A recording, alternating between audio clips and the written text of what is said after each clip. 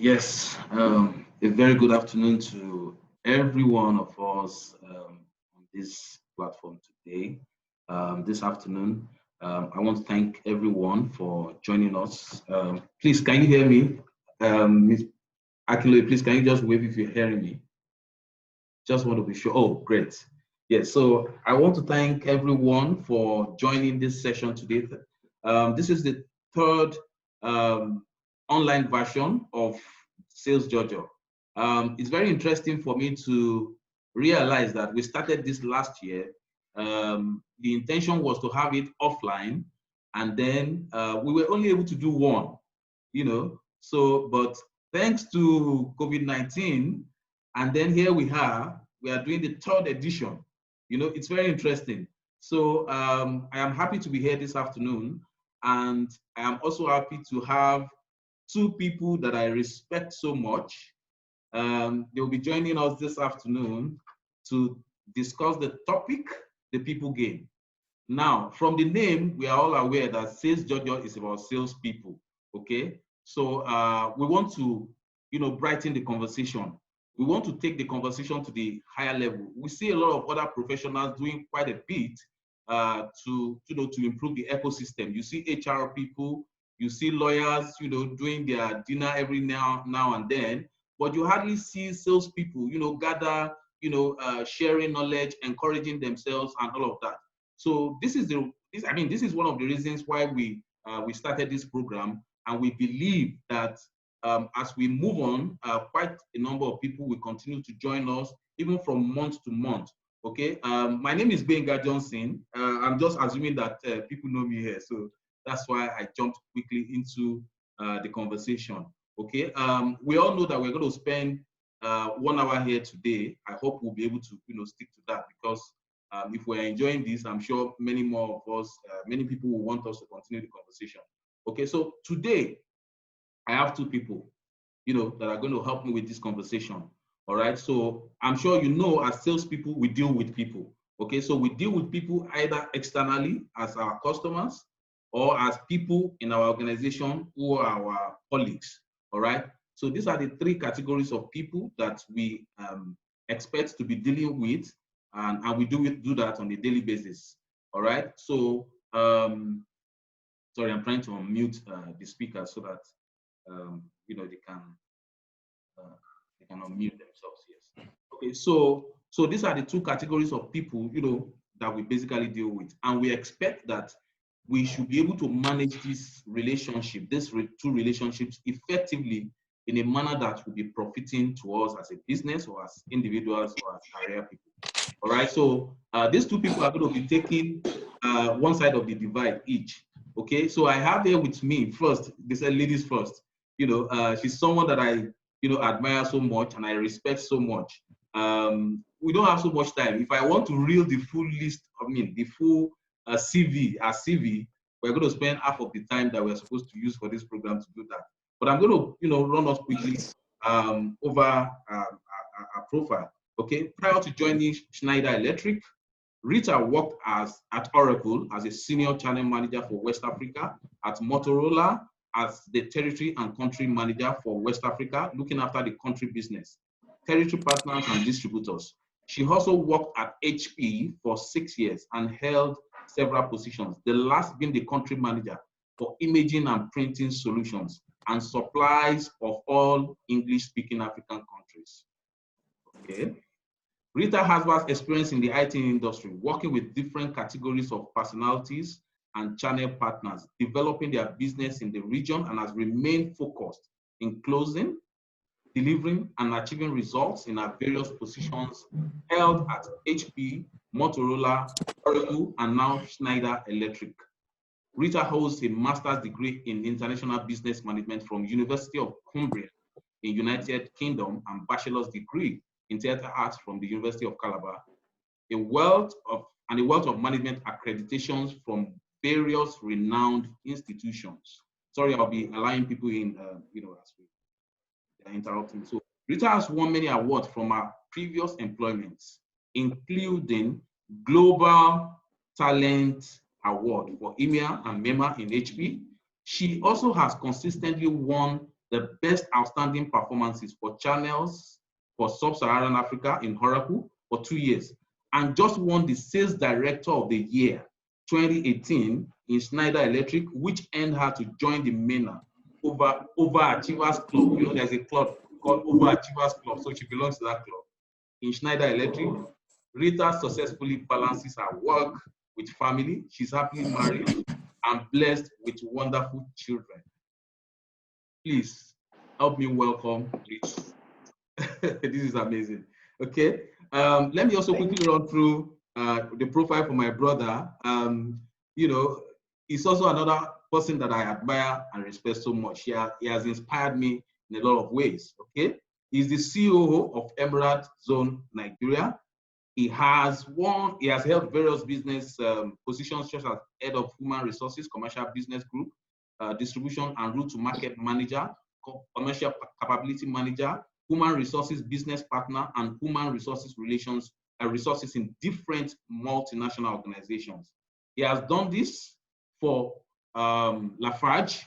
He has done this for Nigerian Bottling Company at the corporate and executive levels. Please welcome Oladapo Akinloye. All right.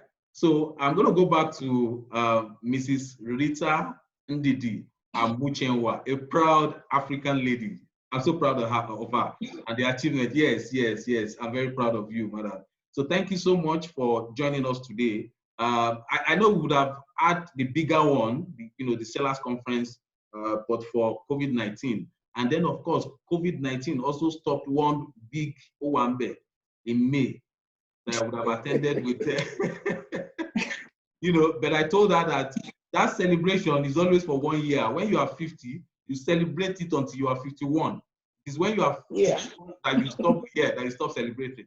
So please welcome Rita, and then she's going to focus on our relationship with customers. So she's going to do a 5-minute intro, and then I will also allow Oladapo Akinloye to also do another 5 minutes. Then I will throw the questions that we have from the people that have previously registered, and then if we are taking care of all those ones, then if there are people that have questions in the room, then you can raise up your hand, and then I will unmute you, and then you'll be able to ask your question.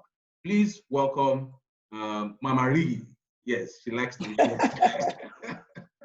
Thank you.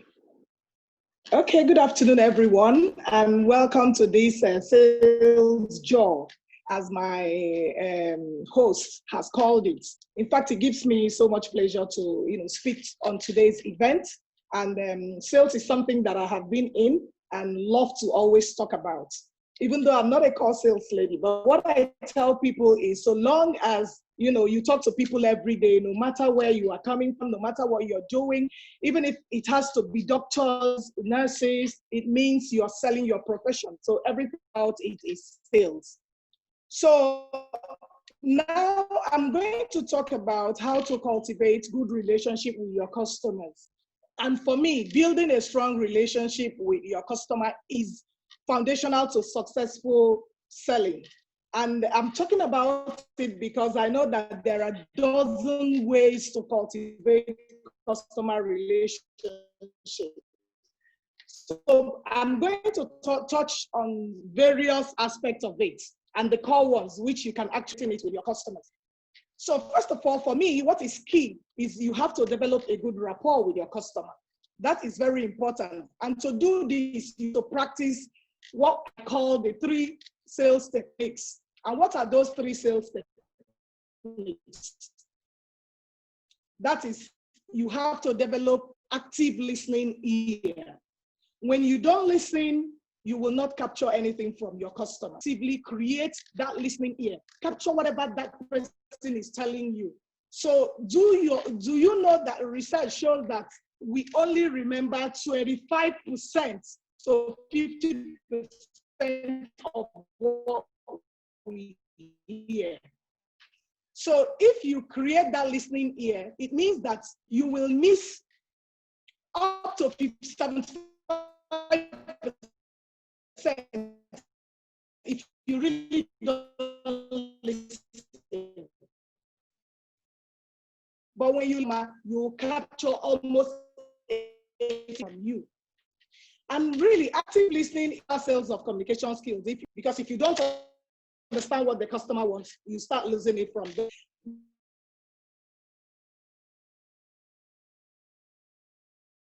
Is what I call mirroring actively. While the customer is talking, you're listening, you're making your notes. At the end of his discussion and wants, you begin to interact. You watch his body language. Is he the type that likes stories? Is he the type that likes to have a long talk? Try to get whatever the customer really stands for, because sometimes our body language speaks louder. So you try to understudy him, understand and anticipate what he actually is driving at. Like that, you have studied his voice and you have identified the kind of person he is and start to tackle it from that end. And the third technique, which is the final technique, it's you identify the common experience. Find common experience with the customer that relates to his needs in your various aspects of life. How you have been selling, do you have any experience that relates to what he's trying to drive at? And you actually understand what he wants. So with that, you are able to now develop and start a conversation with him. So another second thing after the three techniques is you have to identify that very common experience to attach it to it. Then continuously you learn about your customer. You must continue to understand his dynamics. That is very key. If you understand the customer's dynamics, you are able to profile a solution. Then you now create a sense of trust. Because if your customer trusts you, in fact, you can go to sleep any day. If you call him at midnight and tell him that black is red, he will leave you. So you have to create that sense of trust. And again, you have to maintain a good relationship with your customer after you have sold to them. Because some of us salespeople, we are eager to sell.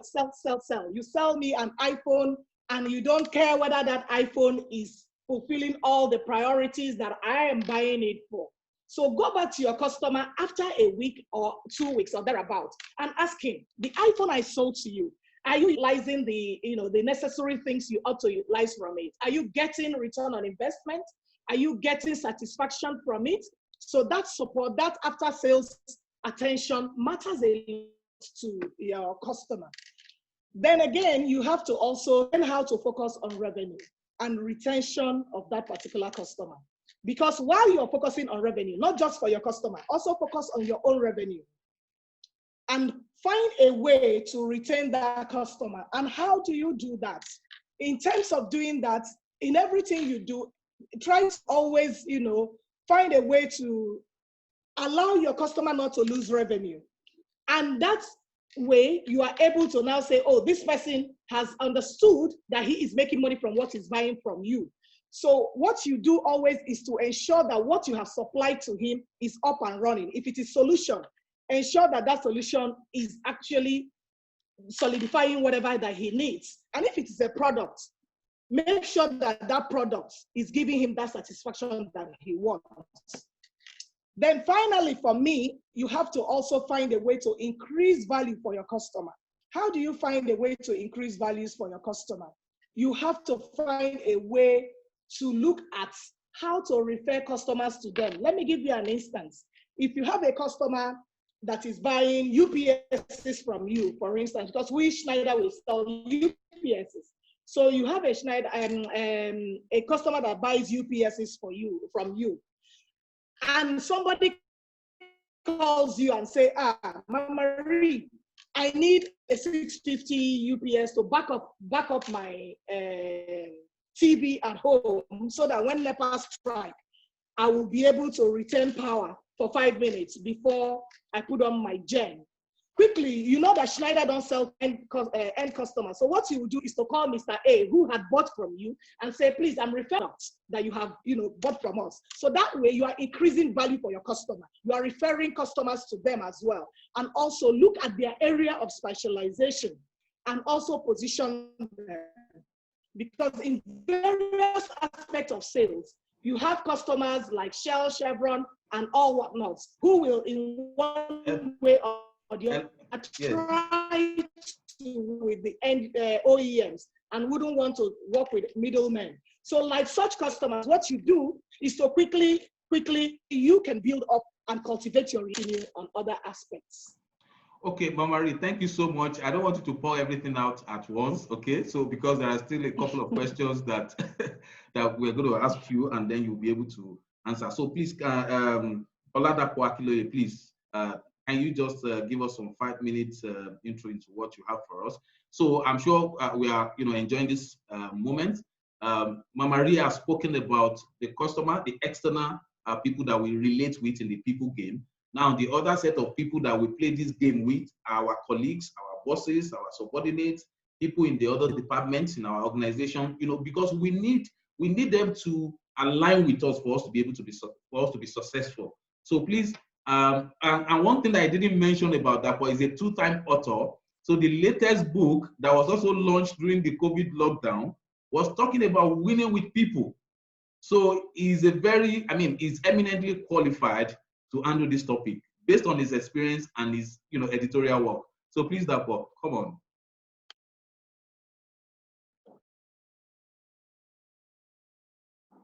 No, we are not yet. Oh, yeah. Okay, sorry. Yeah. Yes, so please go ahead. Okay, great. Thank you so much. Good afternoon, everyone joining this call. First, I want to thank Benga and the Autusbridge team for putting this together. I didn't know it's 1 year already. Yeah. I am happy I was part of the very first session that's held, and great to also be in this session this afternoon. Thank you for keeping it going. It's a learning platform that I look forward to every month, and it's quite exciting. And thank you for this opportunity to speak alongside Mama Marie. I've just also learned something this afternoon that you can never arrive in terms of performance. So there's also an overachievers level that we all should continue to aspire into. So you don't just achieve and say, oh, I have achieved, and you are happy. There's another level to go for. So thank you so much. It's a pleasure speaking alongside you. Good afternoon. So this topic is very important, I think, not just for this time, for every time. And I'm excited for as many who have joined so that we have this conversation again around people, talking about internal people. So just yesterday, I was speaking to some young professionals at our graduate development program. And I told them, I re-emphasized to them again that everybody is selling something, irrespective of what you do within the organization, just to further amplify on what Mama Marie have said. So we should all be sales enthusiasts. If you are in finance, if you are in HR, if you are in IT, you are selling service to somebody within the organization. And if you're also a frontline salesperson, you are selling something outside of the organization. Every one of us is selling something. So very important thing to talk about. So talking about people, importantly, there's something that is very important, especially for business leaders. And research has shown that most business leaders are very, very efficient when it comes to strategy. They are also very concise when it comes to execution. But the truth is, what ties together strategy and execution is people. But we found out that most times, great business leaders, great managers, great entrepreneurs and all of that, they pay a lot of attention to strategy. They can craft the best strategy.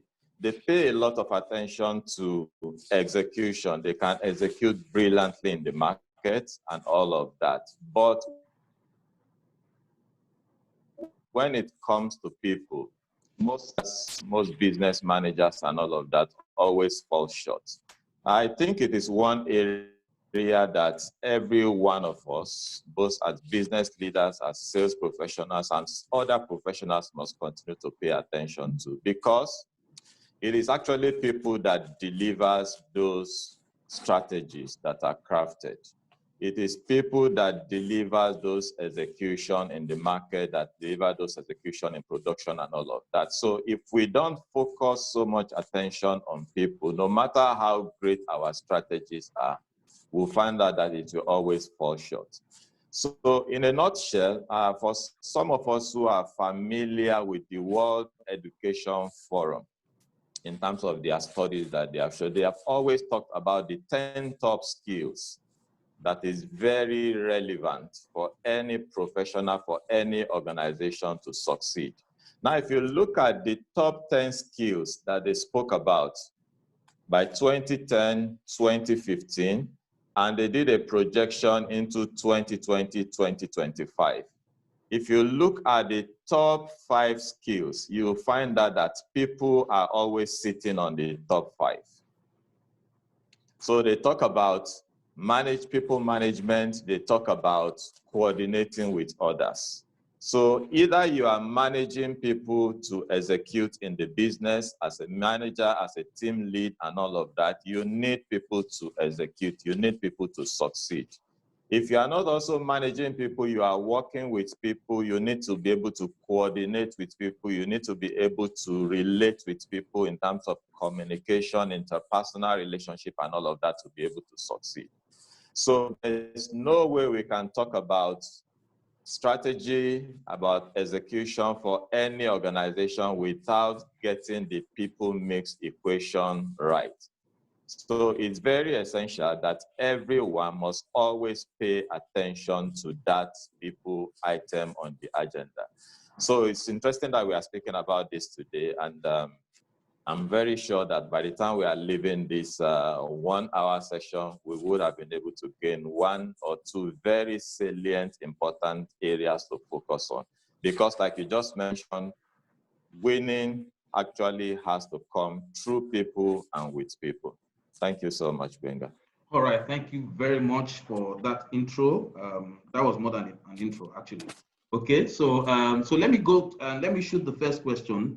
This question will go to Mama Ray. So, are you with me? So the question is, how do I manage a customer with fraudulent or dishonest tendencies towards our company business? I mean, maybe probably this guy has been doing it with some other staff. Then I am now assigned to manage this customer, and the customer wants to extend those kind of fraudulent practices to me. So how do you think, as a salesperson, I'll be able to manage that relationship?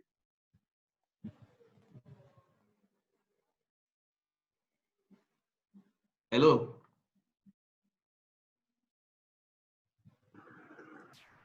We're listening. I think she's on mute. No, she's on now. Yes, can you hear me? Yes, we can. Okay, your question is, how do I manage a customer with fraudulent, dishonest? Is that what you asked? Yes, with fraudulent tendencies, you know, and probably that customer has been doing that with some other colleagues of yours, and then wants to extend, and then you are not, you know, caught out for that, those kind of behaviors. Okay.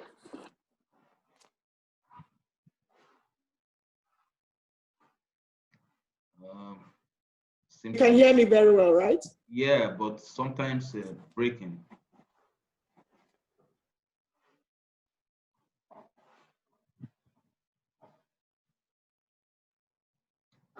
Hello? We can't hear you. I'm sure it's the internet. I don't know if you want to swap service. You know, these days we have either we have to at least, you know. So okay, I think she's trying to connect with another device. Okay, so while we're waiting for her, let me quickly take that call. She seems to be having a bit of a challenge. Okay, so so my first question to you, Dapo, is how do I collaborate in a team that is highly competitive because of incentives? So you have a team, everybody is fighting for their head, in quotes. Everybody wants to make money in their own way, and then so how do I, as a person, you know, collaborate in that kind of a team? Okay. First, I would say for you to have a team that is highly competitive and that is very competitive is a very positive thing. Because again, if you have a team that is just docile and there's no competition, there will be no room for creativity within that team. So it's positive that you are within a very competitive team because everybody is also struggling and they want to meet the mark, they want to get some reward. I told someone in a discussion 2 days ago that if you are in a market where there's no competition whatsoever, I don't know how boring it will be. But if you're in the market where there's competition and everybody is trying to, as much as possible, to outplay each other for that piece of the pie, for that share of wallet, for that share of market share and all of that, there's a positive thing. It just gives you that, it continues to push you to continue to put on your creative cap in terms of how you win within that market. So to that particular question, what I would just say is, yes, competition is the name of the game, but as much as possible, in as much as competition is positive, it should be done within the confines of stipulated guidelines, stipulated rules, and all of that. So if you find that probably your colleague, your team members and all of that are probably cutting corners and in the name of meeting targets or being competitive and all of that, maybe it's the time you want to call it out. If you are not the team lead, if you have a team leader or a manager who is managing the process, so maybe it's time to have a conversation around this to say, yeah, we are competing, but we must compete in line with the rules. We must compete in line with the guidelines and all of that. So that's what I think I will offer in terms of an advice to that space. First, competition is good. It is great. It makes everybody to be on their toe, at their feet, actually going out there to win. But as much as possible, it must be done within the confines of the guidelines. And again, if there are no guidelines, if it is just a free-for-all, whatever, maybe this is the time to sit back and look at what are the guidelines. How do we compete creatively? How do we compete in such a way that we are all going to win at the end of the day? So maybe that's the time to begin to look at those things again. Yeah, because sometimes some of these competitive activities are unhealthy. And then people begin to look for ways to cut, to do funny things, against themselves in offices, in businesses. You see people, but doing all sorts of things just to be ahead of the others. All right. So, Mama Ri, you're back. Sorry for that break in transmission. We can hear you now. Hello. Hello.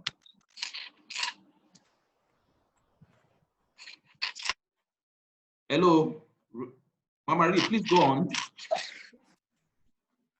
Okay. Yeah, yes, please go on. Okay, sorry about the network. Yes. So the question was, how do I manage a customer with fraudulent dishonesty? Okay.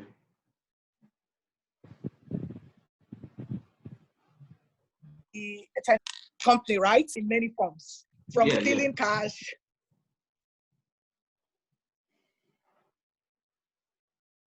Wow. Or goods. Well, you're actually breaking. I'm not sure the internet is still good enough. I don't know if you want to try. Application forms and anything. So all of those are what I call fraudulent. Hello, madam. We didn't hear you very well. I don't know if you still want to check the internet again. You were breaking for most of the times. Hello?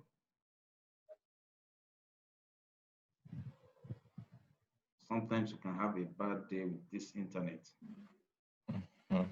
Yes. Okay, so let me come back to you, Dapo. So another question is, how do I deal with a situation when my teammate poached one of my top customers? So that seems to be similar to the previous question. So maybe I should ask another one. Am I supposed to share my competitive advantage or opportunities with a fiercely competitive team. So maybe you can take these two questions together. Okay. Okay. All right. Oh, I think she's back. Sorry, can you just allow? Okay. So because let's just she actually has a meeting at 1. So okay. Yes. No problem. Yes. Let her go ahead. Yes. Mama, please go Okay, ahead. sorry about that again. Yeah, like I said, dishonesty comes in several ways. So for me, the way you can handle dishonest customers, and probably if he has been doing it with your staff, when you're dealing with such customers, what matters a lot is for you to document your company's cultural views. So because every company have what we call standard of business conduct. For us in Schneider and every other places, I know every company have their own way of how they usually deal with such things. So try and build in that your company's cultural values while talking to your customer. And also drum it into their ears that your company has what I always call an intelligible process for accountability. Because you have to really make them understand that you have cultural values, you have values that make you distinct from every other person. And always be data driven and measure up everything that you are dealing with such person, because you never can tell how that person will come back to you to deal with you in the future. Feeling that, yes, I've been doing it with your colleague, why wouldn't I do it with you? So stand out from that your colleague, stand out differently and make the person understand your own core values. And also always encourage open feedback and escalations. If the customer comes to you and say, what you did to me yesterday, I didn't like it, I'm going to escalate to your manager. Please allow him escalate, because when you start blocking him, he will think there's something you are hiding at the background. So allow and encourage open feedback. Let him criticize you. Let him give you that critic, because critic makes you a perfect and better person. You learn from criticism. You also try to build up courage and other things that will help you in the future through criticism. Because if you are not criticized, you might not be able to know what the customer at the back of their mind. So allow such things to play around with your customer. Also, stay in tune with details.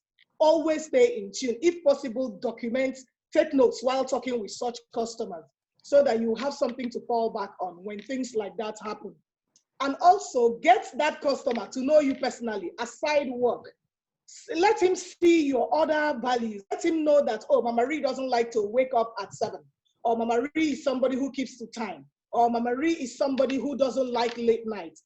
Just personally understand him and let him understand you personally as well. So like that, you are able to build up confidence and also make him understand your own way of operation and know that you are a very distinct person from the other colleagues of yours that he's been fraudulent with.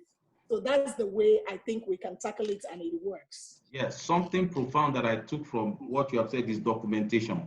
Because sometimes when these issues happen, at the end, when there's a crisis, the company tends to listen more to the customer, because probably the customer has been existing before you come. But if you have documented, then you will be able to save yourself from a situation of your word against mine. So exactly. This is fantastic. Okay, so please, Dapo, can you go to your question now, please? Can you answer the question? Okay. Yes. Okay. Thank you so much. So for the first question, what do you do when a colleague poaches one of your top customers and all of that? Again, maybe that's the time to go back and look at what's your customer acquisition process in the first place.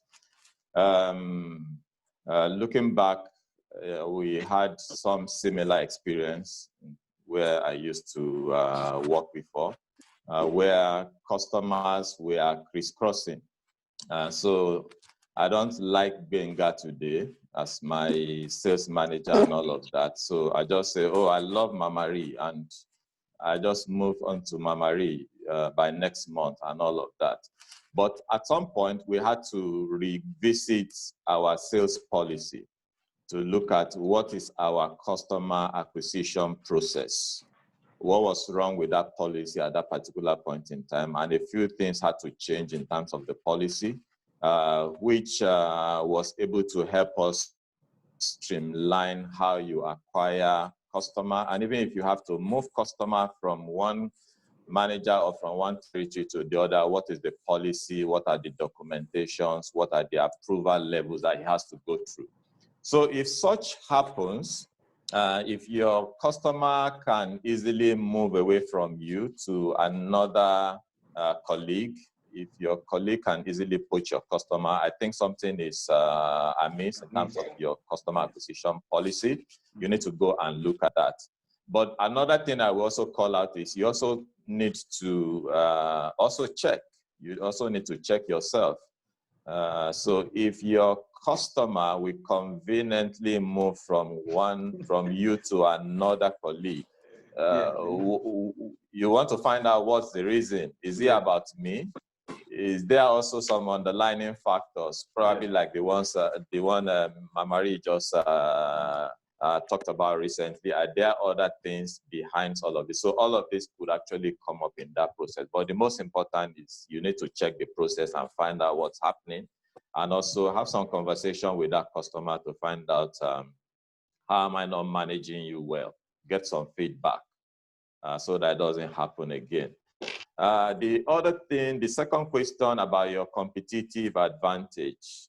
Again, your competitive advantage is what keeps you ahead or what keeps you in business. So how much of your competitive advantage is tolerable? You want to share with either your colleagues and your team members and all of that. I think it's something you want to weigh and be clear about. So competitive advantage, now, is it a responsibility? So if you have a team, for instance, you are managing a team, you have a responsibility and you have that accountability to be able to grow that team in terms of also taking them to the level where they can execute brilliantly. So part of those things that had made you win before, part of those things that Mamari has done that make her to be an overachiever, which I'm sure she's going to share part of that with us today. So it's fair to share those things so that everybody also aspires to get to that level. Good. But if those competitive advantage are the things that makes you unique or that will keep you competitive and all of that, I think you just want to weigh what you share and be clear around them. Okay, exactly. that's thank you so much for that. So I have two questions that are looking similar here for Mamari. Okay, so how do I manage a customer that wants me to go beyond what the business requires to support him or her, like an over-demanding or overbearing customer? Then the second one, some customers are just too difficult to please. How do I manage them? Okay, that's an interesting one. Yeah. And all of us know that keeping customers satisfied is the primary job requirement of a salesman. And honestly, facing demanding, difficult, dissatisfied customers at some point in your sales life is very, very okay to happen. So, and how you handle that situation really matters a lot. And that's what makes the difference between retaining a customer who appreciates you and who appreciates your products. And also, you have to also make efforts and unleashing a tolerant kind of criticism when an unhappy customer comes around. So for me, you know that an overbearing customer is also not a difficult customer. So the way to handle them is you try to always not be forceful. Just listen patiently to their complaints because they will keep demanding and demanding. So in dealing with them, keep your ears sharp. Listen to every lamentation patiently because it requires patience for you to do that.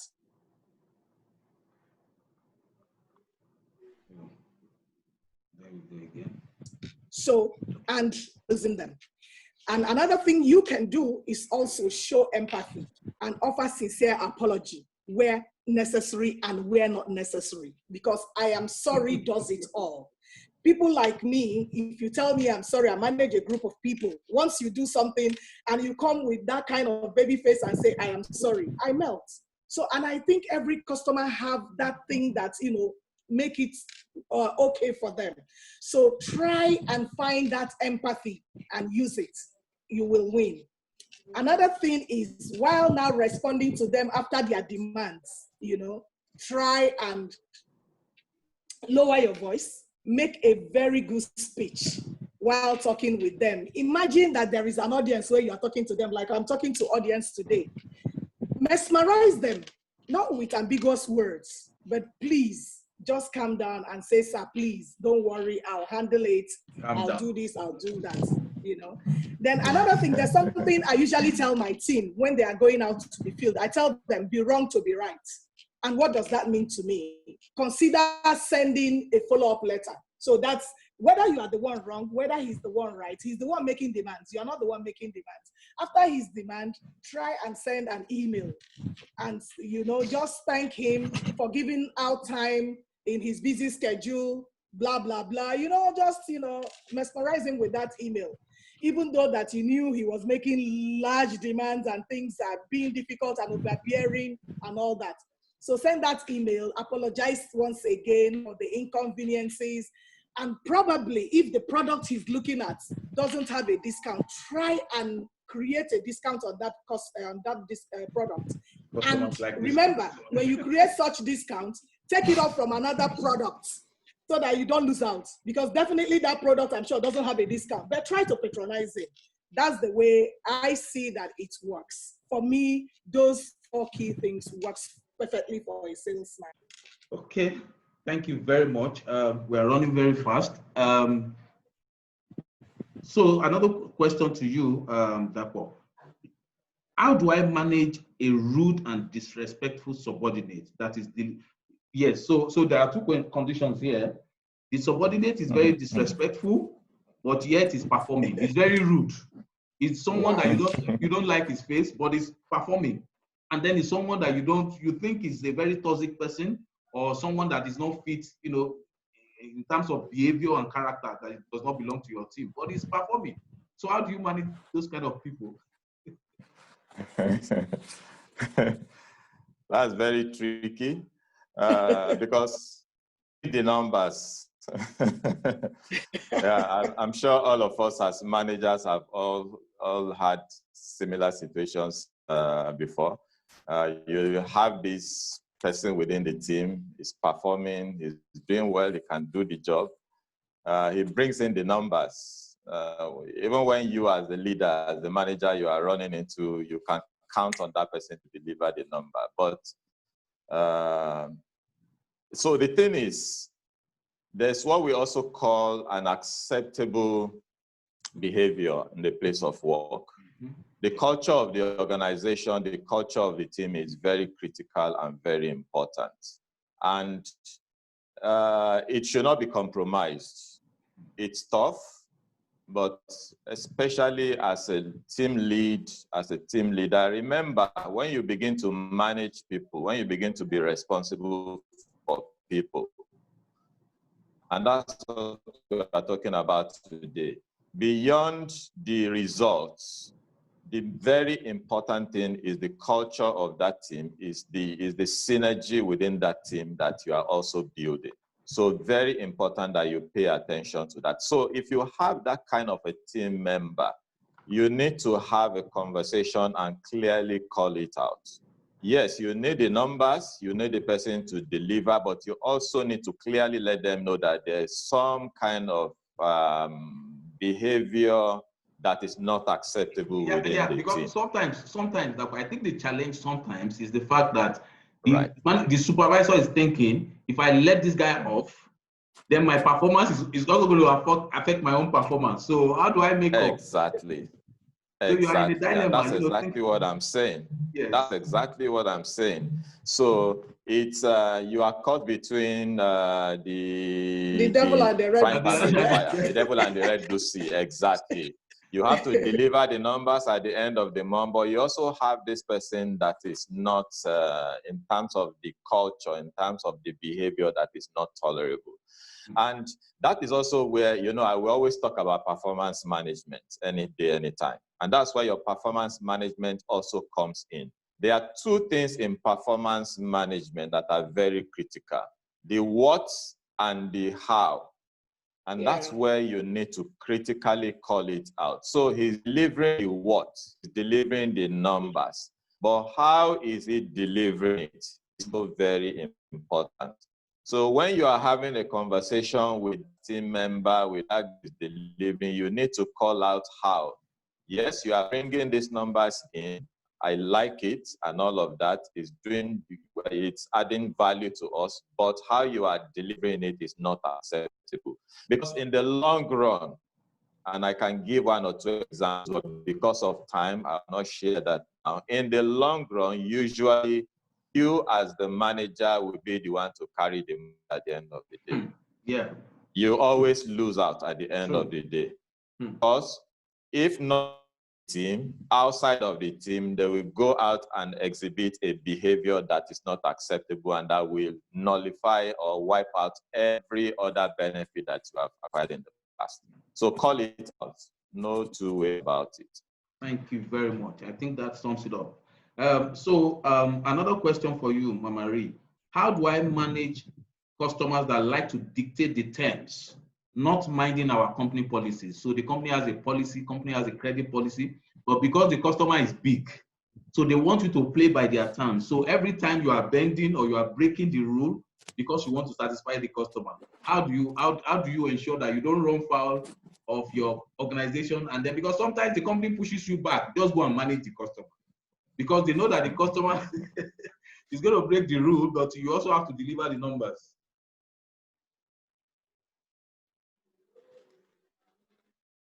Yes, let me ask. Okay. I'm going to start this with a true life story. I have similar customers everywhere. There's one particular one I have currently. This guy, his name is Johnny. He lives in France, and everybody in the company disagrees to deal with him. So I'm the only one who always want to deal with him because I know how to manage him. He always wants to dictate his terms, whether you like it or not. Even if he knows that this thing you're selling it for 1 million, Johnny will want you to sell it for 1 naira. He doesn't care. He doesn't send a hint, because he is one of our biggest distributors. So how Johnny will come with all manner of things. So when he comes like that, I just tell him, I say, hey, man, Johnny, Sava. In fact, I had to go and learn French by all means. So I start with that. So when I come like that, hey, he will begin to rap French, rap. I say, calm down. It's little by little. Can you even speak any Nigerian language? We'll start by jokes. So like that, he's a bit calm. So he'll be able to now say, Rita, you see your company, your people are dealing with me, blah, blah, blah. This is what I want. This is what At the end of the day, I now, take a deep breath. I will try to choose my words carefully. So for every salesperson, choose your words carefully with such a customer. Be very specific and use measurables for him. Tell him, you see, Johnny, this UPS is a new one. Give him the features of that UPS. He knows already. And tell him, you say, this particular one is this amount. But do not use the word I cannot or we cannot. Avoid that cannot. There's a way to coin it to still tell him you won't be able to do it. So you just tell him and say, okay, this is the way this one is. And acknowledge what his terms are. But tell him, please, let me go back. I will check and come back to you with the way forward. Within you know that there's no way forward. But give him that room to know that there might be a way that you're doing something for him so that he will have hope and trust you. I know that there is no way forward. I will go back and after then I can come back and say, Johnny, see this one. Can you have a replacement on this? Just find a way. Then pin down the outcome. When the outcome comes and say, this is what two of you have agreed, pin it down and make sure you capture it in an email, because such people can be loose and they can commit, they can deal with you. Being that this person is big, they are your biggest distributor. Company doesn't want to hear that you dealt with them, because when the trouble starts, the company will also blame you. So you have to be very diplomatic in what you're doing and make sure that it's on email. And again, use visual reminders and, and put it in documents. recognize a real personality conflict, because such people have personality conflicts. They are seeing themselves as CEOs. You are an ordinary sales director or sales manager or sales executive. Always acknowledge that their personality. Boost their ego, because when you boost it and massage it for them, the real thing happens. And there's another thing that works for me. Usually, I think technology calls it from MLE. That from MLE means from my limited experience. Always share that your limited experience with them. The tricks you add to it is actually what makes it, fun. So for me, it works. For example, somebody can come to you and say, all accountants are very difficult clients, and tell you that they are just glorified calculators. If I'm an accountant, I will take offense for such a word, because you have called me a glorified calculator without minding what I went through going through school to be a chartered accountant. So, but what do? Don't see it as insulting or get infuriated. What you do is just to smile around it.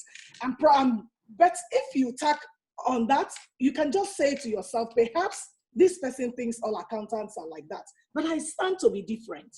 And how do you stand to be different?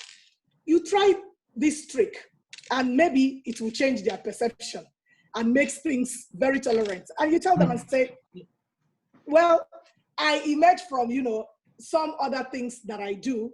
I am a calculator, quite all right, but I get things done. And my words, my figures are not ever doubted. So like that, you have acknowledged what he called you with, very calm mind. Without that offense.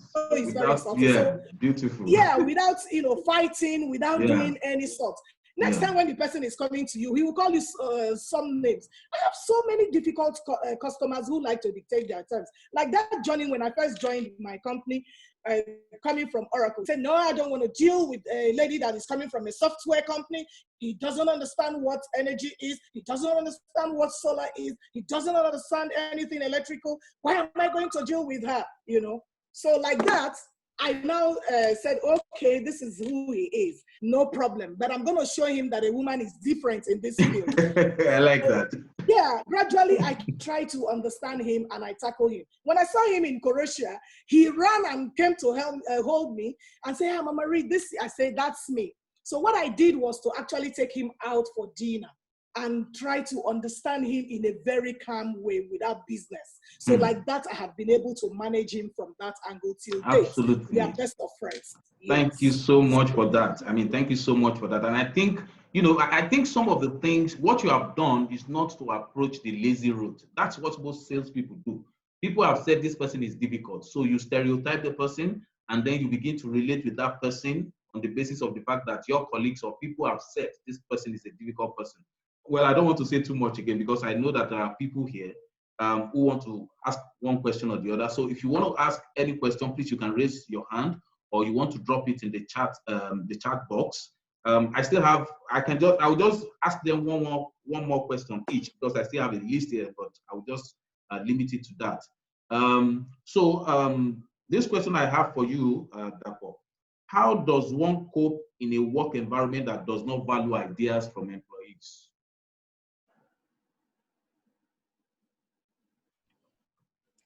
Did you get that? Please unmute. Yes, I got that. Okay, yes. Yeah, so how do one deal with an environment that does not value ideas? That's a tough, difficult environment to be in the first place because everybody wants to be appreciated. Everybody wants to be given the opportunity, the room to be able to exhibit what they can do or the stuff that they are made of. Two things that quickly comes to mind is, so most times organizations or individual or even line managers come from an experience.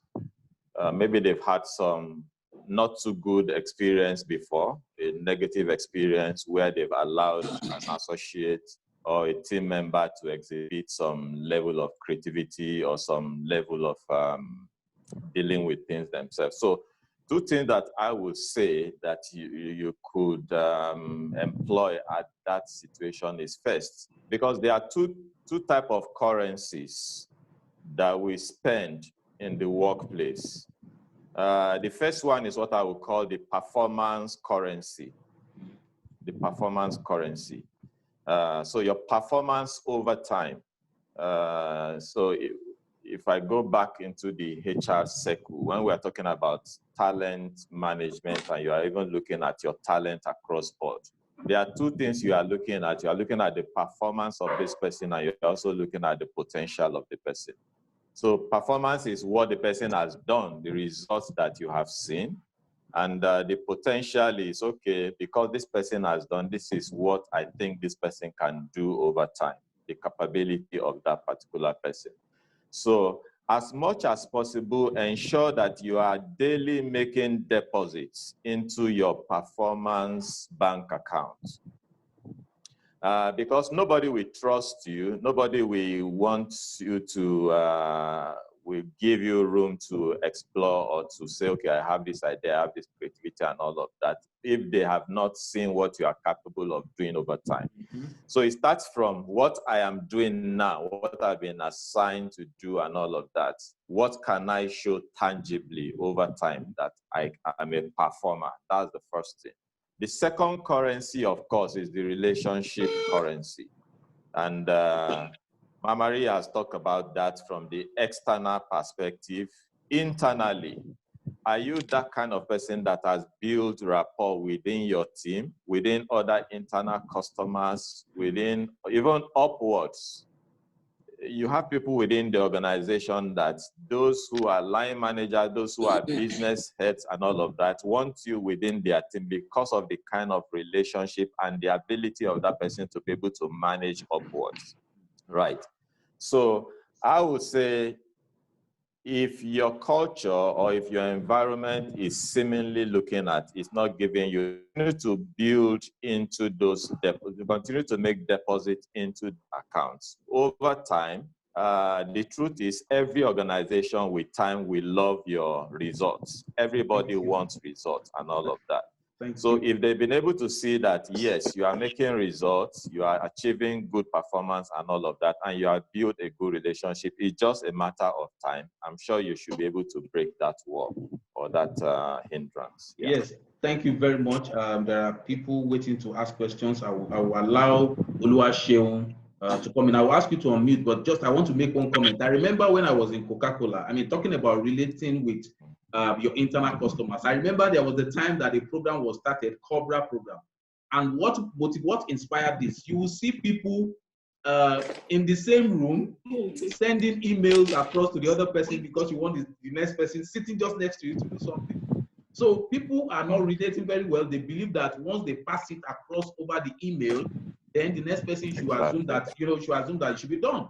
All right. So beyond, all the official, structures that we have to do, we can use our personal relationships to get things done, especially when you are working in a multifunctional environment, and that all those people, whatever they do, has impact on what you do. I mean, you want to cut their friendship, you want to, have their, sympathy for you to be able to achieve what you need to achieve. Okay, so Oluwaseun Orolu, please, can you go ahead and ask your question?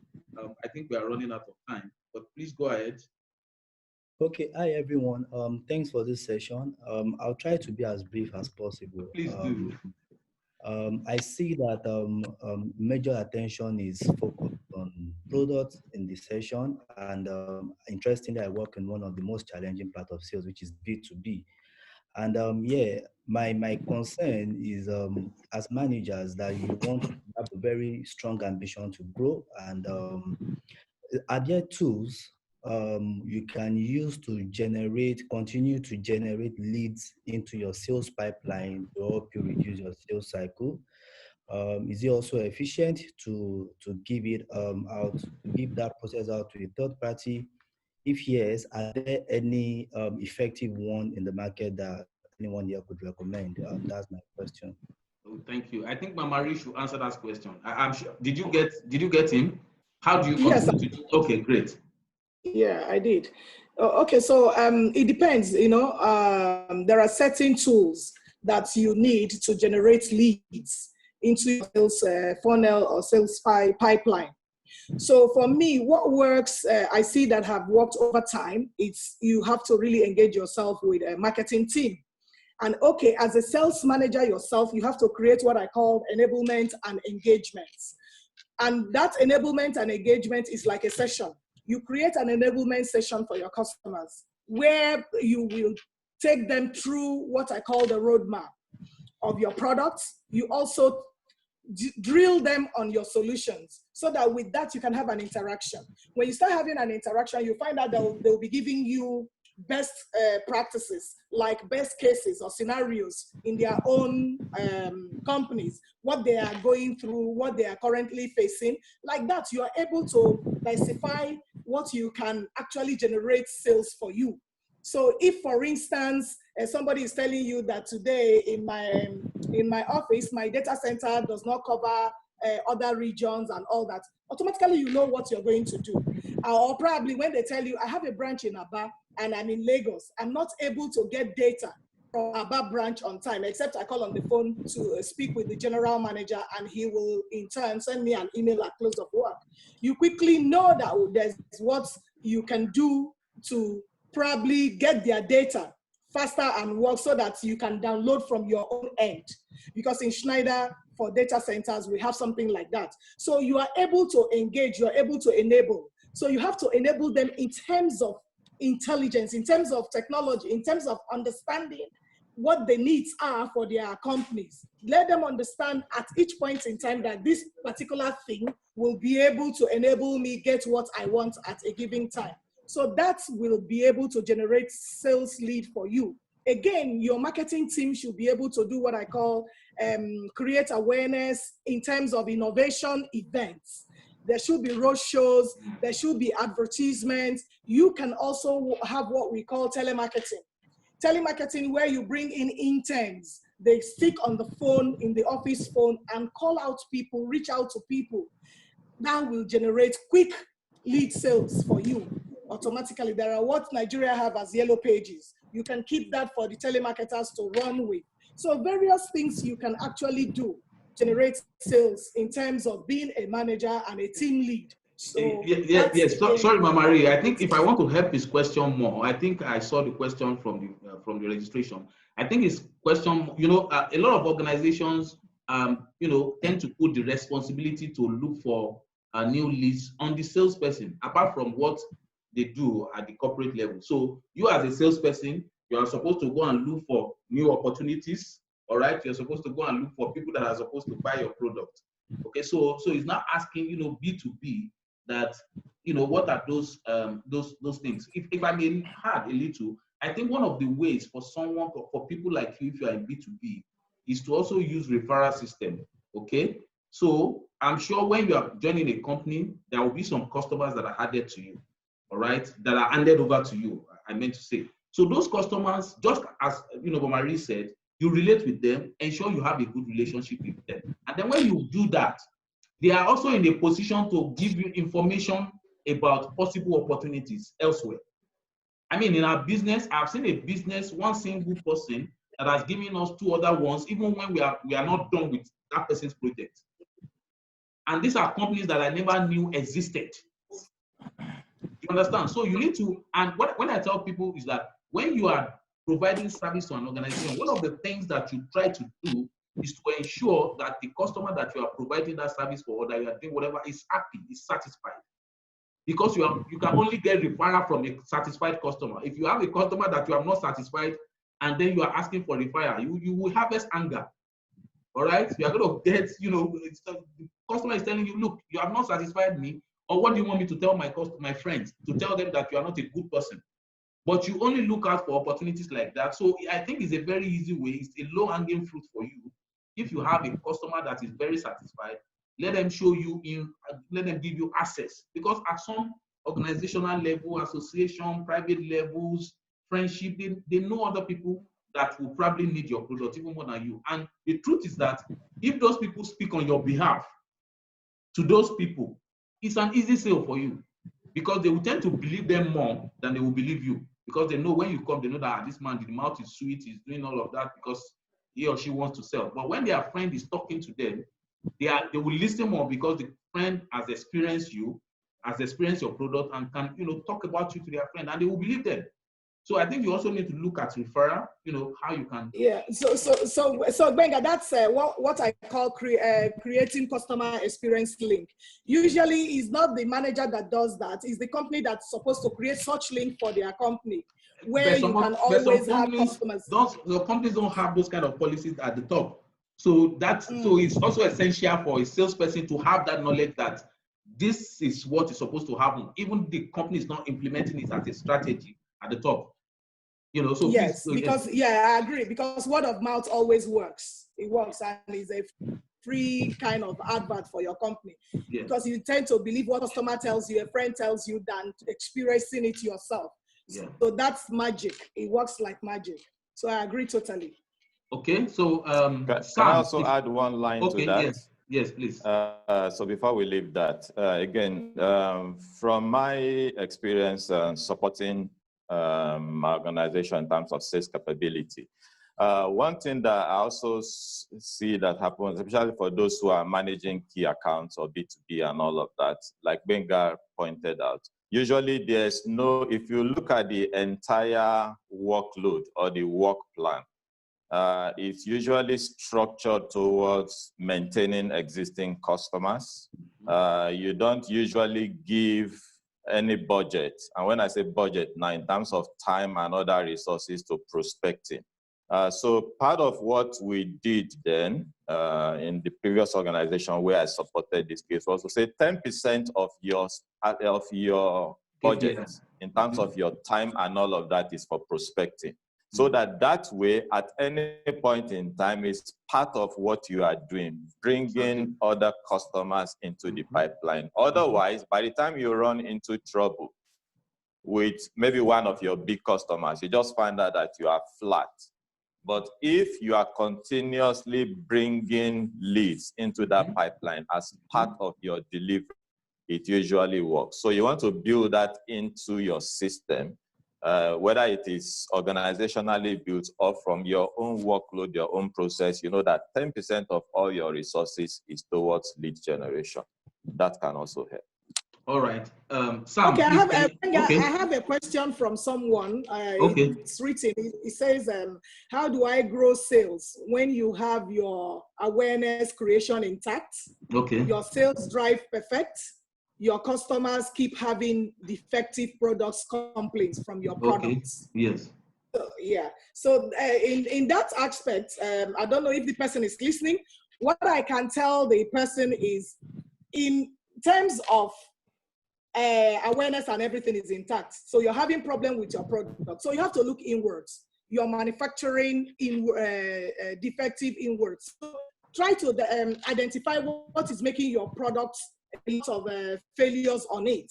So go back to, there's something OEMs call manufacturer's defect, dead on arrival. So look inwards and see what your factory is doing in terms of that product, because that is where the issue is. And give them support. That's what we call outright replacement. If it's a product that comes defective, replace outrightly, because that will make your customer always come back. Because where there is a complaint and you don't replace, you keep repairing and it's the same thing. It kills business. So once you find out, withdraw such products back to the factory and make sure that they bring out better ones. But be sure that you replace, give outright replacement. Like that, you are able to move forward.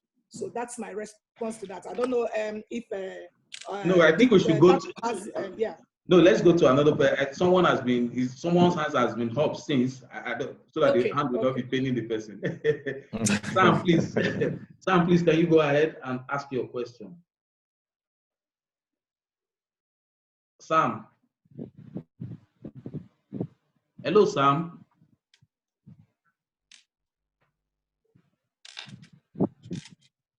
Sam, you wanted to ask a question, so can you unmute?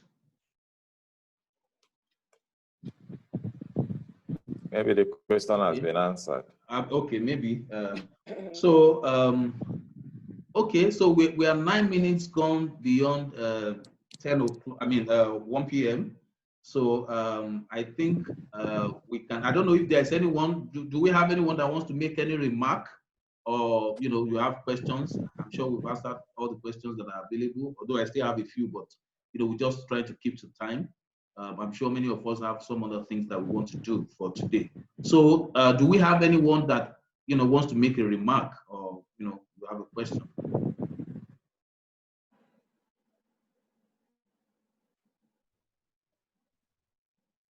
Okay, anyone?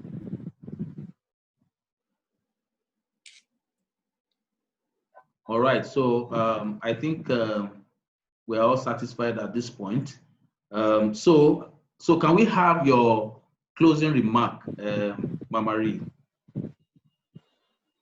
Okay, so for me, my closing remark is salespeople should always keep the best that they can do. Try to retain your customers, raise your profile, keep your CRM in check. CRM is customer relationship management. Support and give your after-sales service to your customers, because that works. I remember Oracle said 89% of consumers will move to a competitor if they have a poor customer service experience. So if you do that and remember that you are not going to do it all alone. And I have one saying that says, Helen Keller's quote. She always says, alone we can do so little. Together we can do so much. So remember, you always have a team that you can work together with. Don't drive the force alone. Remember to work with your team, because together you can do so much and you can win so much. So that's my closing remark. Thank you. Thank you very much. And then Mr. Akinloye. Okay, thank you once again for all those who have joined this call today. What I will leave us with is, like the saying goes, if you want to go very quick, go alone. But if you want to go very far, and I add to that, going very far and sustainably, go with others. You can only win in the short run alone. But if your career, your sales drive, everything, your organization that you want to build is for sustainability and for the long run, you cannot achieve that alone. So the people mix is always very important. So if you want to go far, you want to go far in your career, you want to achieve outstanding results, you can only win with people. And I also just want to add here that I'll be giving out 3 copies of my books for free. So I don't know how the organizers of this session want to arrange that, but I'll be giving out 3 for free. And if you permit me, I will send one to Mama Ree. Then you decide who gets the remaining 2. Thank you so much. Thank you so much for the opportunity. It's a So, pleasure. So you just gave me a very difficult task now. I don't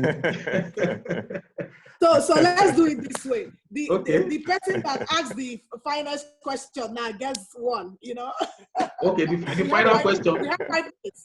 Yeah, okay. 5 minutes. 5 okay. minutes. Okay, 5 minutes more. So whoever wants to ask a question now automatically gets a book, a free book. Winning with people. Yes. Yeah. So winning with people. Yes, that's the book. So let's see who asks the first question. No, I think Oluwaseun Orolu has asked one. Yeah, someone has. So I think so. Yes. Yeah, so I think automatically one goes to him. Yes, one goes to him. So we wait for another. What about the person that asked question online? Okay, that's fine.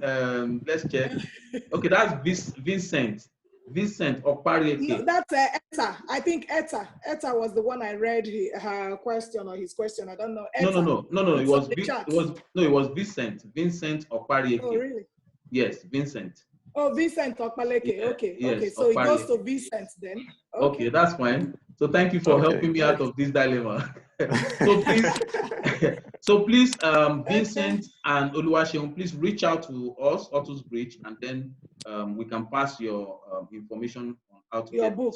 your book. Yeah. All right. I have read the book. I was part of the launch. I mean, I'm sure you're going to find the book very interesting. So thank you very much, everyone, for coming. I can see quite a number of people. I can see Oluwaseun, Omowumi, Oluwaseun. So many Seun here today. What's happening to Seun? I can That's see true. So many Seuns. It's Michael. Thank you so much. So many Michael, Seuns. yes, Michael from the beginning has been with us. Ini, Baha, my friend. Baha, my friend from Middle East. Thank you so much. Very encouraging, very supportive. Maxima PC. I never knew a name is Maxima. Then Toyin, thank you. Tinu, Sheyi, George. Tola, oh, wonderful. My beautiful sister. Thank you so much for supporting. Folu Olotu, oh, my brother, thank you so much. See my one guy here, Ladi Ojo. Oh, thank you so much, bros. Uwobu Emmanuel, thank you. Vincent, yeah, you got a book. Oh, my brother Samuel, thank you. Eta, Tokwe Fumiade Pegba, Chinedu Onyekuru, Buki. Who else? Michael Ojalato. Michael, okay. Yes, so thank you so much, Onyebuchi. Yes, thank you so much for, and then Sam, thank you so much. Sam is back. I don't know if you still want to ask a question, but I want to thank everyone for being part of this today. It will be something else for us to organize something like this, and it will just be me, Mamari, and then Mr. Kiloye. You know, it will just be three of us. You know, that wouldn't be a meeting. That wouldn't be, yes. So thank you so much, everyone. Like I said earlier, we do this every month just to help the conversation, to help, to create some ecosystem for salespeople. So I know that for some of us, our guests today, they are on LinkedIn. I wanted to say, so please feel free to reach out to them. Tell them you met them on Sales Jojo, and then I'm sure they will be willing to offer any assistance, reasonable assistance or support, encouragement, advice that they can give you with respect to sales. I hope I spoke your mind. I didn't ask you before I gave that blank check, but I'm sure I'm safe. All right. So thank you so much, everyone. We hope to see you. Okay, Mama Ri's name. Her name on LinkedIn is Rita Ndidi Amuchinwa. Somebody's asking for your full name. She's a proud African lady. Yes, so she's very proud of Unical. She's proud of Port Harcourt. She's proud of Schneider Electric. Everything she represents. Thank you so much. All right. Okay, someone is also asking how they can get the book. You can get it through Autusbridge. I think what we do is get some copies across to them. Okay. Someone just asked if they can get the book from Autusbridge. Yes, we'll get some copies across. Okay. So just signify through this, then we can get it across to you. Or maybe you want to deliver to them. We have a lot of. Okay. Yeah. Fine. So okay. Yes. So please, can you just tell them if you have? Maybe you just tell them your organization name and where they can address that to, if they want to. Okay. Or So they can my also go through us. organization name is yeah, exactly. My organization name is Emerald Zone. Emerald Zone. You can reach me by on phone 0802 337 4032.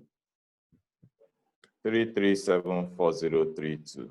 Email akinladapo, one word, akinladapo@gmail.com. akinladapo@gmail.com. All right. So just reach out and we can send you copies of the book anywhere, anytime. It can be delivered. Thank you very much. Okay, yes. Fantastic. Yes, yes. Correct. Thank you so much. Yeah. That's it. Yes. Thank you so much. I know my friend likes to say one or two things. Baha, you want to say something? Or not today again? Hey, good afternoon. I was expecting you will always grab me to the discussion as usual, but you always have very lovely audience. Mr. Dapo, I think I heard about him before, by the way, and I heard about the name of the book, and that's why Olowa Shayun. Shayun, she works with me. She's very, very lovely, very good business fantastic. analyst, and I started thinking that we should buy like some copies for the team member. With around 4 or 5 team members, we should buy. Great. That's good. And frankly, today was very, very insightful, very beautiful audience, and the panel very knowledgeable. I do agree with everything they said, specifically in terms of the service delivery, service management. Mamari, she also covered the area of the awareness, and I think I do agree with all of them. So honestly, you guys are the expert in sales. I'm expert in delivery. So you guys sell and we will deliver. So for this, you guide us how to sell. Thank you so much. So thank you very much, everyone. And I wish you all a beautiful weekend. Thank you, and see you next month. Bye. Thank you so much. Thank you. Bye. Okay. Yeah.